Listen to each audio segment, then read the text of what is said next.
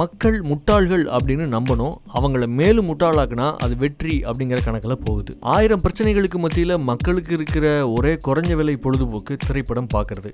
அந்த திரைப்படம் பார்க்கறதுக்கு தயாராகிறது போன்ற ஒரு போதையை நாடும் மனப்பான்மை இருக்கிற வரைக்கும் ரெமோக்களும் ரெக்கைகளும் கொடிக்கட்டி பறக்கும் அப்படின்னு தெரிஞ்சு வச்சுக்கணும். நம்ம கதை திரைக்கதை எப்படி வேண்டுமானாலும் இருக்கலாம், ஆனால் வசனம் பொலிர் அப்படின்னு இருக்கணும், அல்லது நெஞ்சு நக்கிற மாதிரி இருக்கணும். காதல் அப்படின்னு வந்துட்டா கண்டதையும் பேசலாம், கண்டபடி தெரியலாம். அதுலயும் இந்த மாதிரி சினிமா படங்கள்ல காதலிக்கும் பெண் சர்வ முட்டாளாக இருக்கணும், பைத்தியமாக இருக்கணும், சுய உணர்வு சுய கௌரவம் இதெல்லாம் இல்லாத மானங்கெட்ட ஜென்மமாக இருக்கணும். கதை நாயகன் யாரோ அவன் வயது தோற்றம் அறிவு எதை பத்தியும் கவலைப்படாம அவனை கட்டிப்பிடிச்சு காதல் நடிப்பை கொட்டணும். சண்டை காட்சின்னு வந்துட்டா முதல்ல தயாராகிறது ஒளிப்பதிவாளர் தான். பிரத்யேக ஒளி வடிவமைச்சு கோணம் பொருத்தி ஒண்ணுமில்லாத சோனங்கி நாயகனோட உடல் அமைப்பை பிரம்மாண்டமாக காண்பிக்கணும். அடுத்தது ஸ்டண்ட் இயக்குனர். இவர்கிட்ட கயிறு இருக்கு அப்படிங்கிறதால தூக்க முடியாம கால் தூக்கி பவர் இல்லாத கையை தூக்குனா உடனே 6-7 ஸ்டண்ட் நடிகர்கள் பறக்குறாங்க.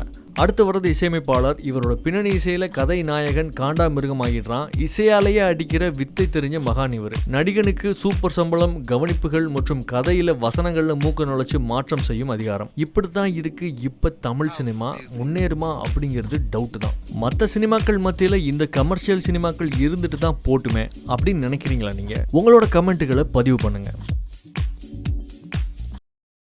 Say I love you. கிளியே வச்சிருந்தா யாரும் தப்பா பேச மாட்டாங்க, அதனால தான் கிளியை விட்டு வச்சிருக்கேன். ஆல்ரெடி ரொம்ப எமோஷனலா இருக்கேன், நீங்க அப்படி கட்டினா இன்னும் எமோஷனலா. தமிழ் பேசுற ஹீரோயினி கிடைக்கிறது கஷ்டம்.